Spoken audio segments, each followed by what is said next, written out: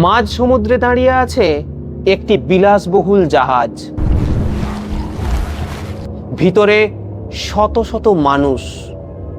কেউ হাসছে না, কারণ প্রতিদিন সকালে কেউ না কেউ মৃত অবস্থায় কাকেও না কাকেও পাওয়া যাচ্ছে। আর সবচেয়ে ভয়ঙ্কর ব্যাপার, পৃথিবীর কোনো দেশ এই জাহাজটিকে তাদের বন্দরে ঢুকতে দিচ্ছে না। না, এটা কোনো নেটফ্লিক্সের হরর সিরিজ নয়, এটা 2026 সালের বাস্তব ঘটনা। আর এই আতঙ্কের নাম hanta virus. Deadly hantavirus. The hantavirus. কিন্তু এখন প্রশ্ন হলো, এই ভাইরাস কি ভারতের জন্য বিপদের হয়ে উঠতে পারে? ভারত কি আরেকটি মহামারীর দিকে এগোচ্ছে? আজকের ভিডিওতে আমরা এমন কিছু তথ্য আনবো যা হয়তো আপনাকে সরাসরি কখনো বলবে না। 1 এপ্রিল 2026 আর্জেন্টিনার ইশুআয়া থেকে যাত্রা শুরু করে একটি বিলাসবহুল ক্রুজ জাহাজ। ক্রুজ বলতে কি, দেখুন, যারা মোটামুটি মধ্যবিত্ত বা উচ্চবিত্ত তাদের আনন্দের জন্য এক স্থান থেকে অন্য স্থানে, যেমনভাবে আমরা বাসে করে বিভিন্ন জায়গা ভ্রমণ করি, ঠিক সেইভাবে ক্রুজ জাহাজ বিভিন্ন দ্বীপে দাঁড়ায় এবং একটা বিলাসবহুল যাত্রা বা ভ্রমণ করে। এরকম একটি ক্রুজ জাহাজ 23টি দেশের প্রায় 150 জন যাত্রী নিয়ে যাচ্ছিল। হ্যাঁ, সেখানে 150 জন যাত্রী ছিল।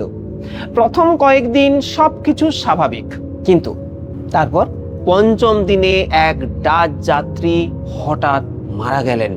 প্রথমে সবাই ভেবেছিল এটি হার্ট অ্যাটাক, বিশেষ কেউ গুরুত্ব দেয়নি। কিন্তু পরের 48 ঘন্টার মধ্যে আরো কয়েকজন লোক অসুস্থ হয়ে পড়েন। কারো শ্বাস নিতে সমস্যা হচ্ছিল, কারো কিডনি কাজ করা বন্ধ করে দিয়েছিল। হ্যাঁ, আপনি ঠিকই শুনছেন, এইরকম ঘটনাই কিন্তু ঘটেছে এই শিপটির মধ্যে। পরীক্ষা করে যা জানায় তা পুরো বিশ্বকে নাড়িয়ে দেয় যে এই জাহাজে ছড়িয়ে পড়েছে হান্টা ভাইরাস।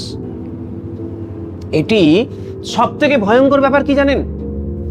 এমন একটি ভাইরাস এটি, যার কোনো নির্দিষ্ট ভ্যাকসিন নেই, নির্দিষ্ট কোনো চিকিৎসাও নেই। আর সবচেয়ে ভয়ঙ্কর তথ্য হলো, আক্রান্তদের মধ্যে প্রায় অর্ধেক মানুষ মারা গেছেন, অর্থাৎ মোর্টালিটি রেট মিনিমাম 35 to 50%। ভাবুন তো, আপনি একটি জাহাজে আটকে আছেন, চারপাশে মৃত্যু, আর কোনো দেশ আপনাকে ঢুকতে দিচ্ছে না। ইয়েস, এই জাহাজটির সঙ্গে এটাই হচ্ছে। ঠিক এই কারণেই পুরো পৃথিবী এই জাহাজটিকে বলতে শুরু করেছে দ্য ঘোস্ট শিপ। বন্ধুরা, হান্টা ভাইরাস নতুন নয়। প্রায় 70 বছর আগে কোরিয়ান যুদ্ধের সময় প্রথম এই ভাইরাস বিশ্ববাসীর নজরে আসে। হঠাৎ হাজার হাজার সৈনিক কিডনি ফেলিওরে আক্রান্ত হতে শুরু করেন। পরে বিজ্ঞানীরা জানতে পারেন যে এই ভাইরাস আসছে মূলত ইঁদুর থেকে, অর্থাৎ এই ভাইরাসের উৎস হলো ইঁদুর। হ্যাঁ, একটি ছোট্ট প্রাণী যা পুরো সেনাবাহিনীকে দুর্বল করে দিয়েছিল। আজকে সেই ভাইরাস আমাদের মাথা ব্যথার কারণ হয়ে দাঁড়িয়েছে। এই ভাইরাস সাধারণত দুভাবে আক্রমণ করে। প্রথমটি হলো কিডনি নষ্ট করে দেয়, দ্বিতীয়টি হলো ফুসফুসে জল জমিয়ে মানুষকে শ্বাসরোধ করে মেরে ফেলে। 1993 সালে আমেরিকায় যখন এই ভাইরাস ছড়িয়ে পড়ে, তখন বিজ্ঞানীরা একটি চমকপ্রদ তথ্য খুঁজে পান। এর পেছনে ছিল এল নিনো। এল নিনোর কারণে বেশি বৃষ্টি হয়, বেশি ফসল হয়, আর সেই সাথে বেড়ে যায় ইঁদুরের সংখ্যা। এল নিনো ব্যাপারটা কি, একটু ছোট্ট করে বিষয়টা আপনাকে বলে দিই। এল নিনো হলো, ধরুন কোনো একটা জায়গাতে যদি অতিরিক্ত পরিমাণে তাপ উৎপন্ন হয়, তখন একটা বাউন্ডারি বা বলয় তৈরি হয়, আর সেখানের তাপ বাইরে বেরোতে পারে না এবং তৈরি হয় আরো বেশি তাপমাত্রা, just like a pressure cooker.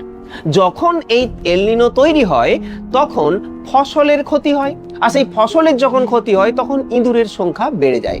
মানে হলো, প্রকৃতির সামান্য পরিবর্তন কখনো কখনো ভাইরাসের জন্ম দিতে পারে। ইয়েস, আজকে ভারতবর্ষের কিন্তু এইরকমই একটা খারাপ অবস্থা। বর্তমানে এল নিনো শুরু হয়েছে এই গরমের সময়, তাই ভারতের জন্য একটি মারাত্মক বিপদ সংকেত এই ভাইরাসটির পথ। এই ভাইরাসটি কিন্তু আমাদের ভারতেও ছড়িয়ে পড়তে পারে। এবার সবচেয়ে গুরুত্বপূর্ণ প্রশ্ন, সবচেয়ে গুরুত্বপূর্ণ প্রশ্নে আমি এখন যাচ্ছি। ভারত কি নিরাপদ? নাকি ভারতের মধ্যেও আসতে চলেছে এরকম ভয়ানক বিপদ? অনেকদিন পর্যন্ত মনে করা হতো ভারতে কোনো হান্টা ভাইরাস নেই, কিন্তু তামিলনাড়ুর ভেলোরে করা একটি গবেষণায় দেখা যায় সাধারণ মানুষের শরীরেও এই ভাইরাসের অ্যান্টিবডি পাওয়া যাচ্ছে। মানে মানে এই ভাইরাস হয়তো ইতিমধ্যে আমাদের চারপাশে রয়েছে, না হলে আমাদের অ্যান্টিবডি তৈরি হলো কেন? খুব সাবধান। বিশেষ করে গুদামের শ্রমিক, বাজার এলাকা, বন্দর কর্মী, যেখানে প্রচুর পরিমাণে ইঁদুর থাকে সেখানে ঝুঁকি অনেক বেশি বলছে বিশেষজ্ঞ মহল। আর ভারতের মতো ঘনবসতিপূর্ণ দেশে যদি একবার বড় আকারে ছড়িয়ে যায় তাহলে তাহলে পরিস্থিতি যে কতটা ভয়ঙ্কর হতে পারে তা আর বলার অপেক্ষা রাখে না। তবে এখানেই আছে একটা স্বস্তির খবর। ইয়েস, এটা শোনার পর আপনার একটু স্বস্তি হলেও হতে পারে। সেটা কি?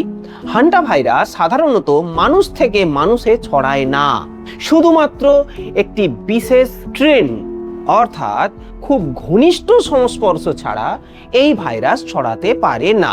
ঘনিষ্ঠ সম্পর্ক বলতে আশা করি আমি কি বলছি আপনাকে বলে বোঝাতে হবে না।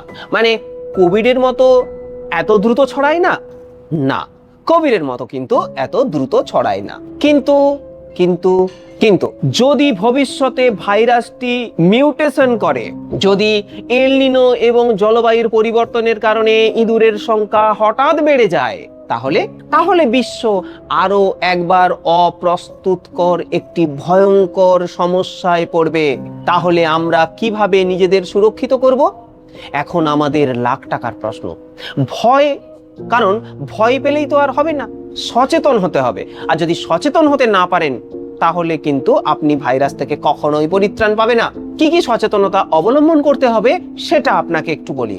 নাম্বার 1, ঘর ও খাবার ইঁদুর থেকে দূরে রাখুন। 2 নম্বর, বন্ধ গুদাম বা পুরনো ঘর পরিষ্কার রাখার চেষ্টা করুন। N95 মাস্ক ব্যবহার করুন। ইঁদুরের মল, মূত্র বা প্রস্রাব সরাসরি স্পর্শ করবেন না। হাইজেনিক মেনটেন করুন, কারণ এই ভাইরাসের বিরুদ্ধে সবচেয়ে বড় অস্ত্র হলো সচেতনতা। বন্ধুরা, হান্টা ভাইরাস হয়তো আমাদের অত বড় বিশ্বব্যাপী এখনো মহামারী আনতে পারেনি, কিন্তু ইতিহাস বলে যে ভাইরাসকে পৃথিবী ছোট করে দেখে আর সেই ভাইরাসই একদিন পুরো বিশ্বকে থামিয়ে দিতে পারে। আজকের তাহলে বড় প্রশ্ন কি? ইয়েস, আজকের বড় প্রশ্ন হলো ভারত কি সত্যিই প্রস্তুত, নাকি আমরা আরো একটু দেরি করে ফেলবো? আপনার মতামত অবশ্যই কমেন্টে লিখুন।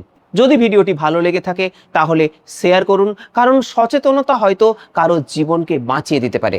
আর জিওটিক্যাল চ্যানেল আপনি অবশ্যই সাবস্ক্রাইব করে রাখুন এরকম ধরনের নতুন নতুন আপডেট পাওয়ার জন্য, কারণ এখানে আমরা শুধু আপনাকে তথ্য দিই না, এর পেছনে ভূ রাজনৈতিক কারণ, তার অ্যানালাইসিং এবং সঠিক তথ্য আপনার সামনে আমরা তুলে ধরি।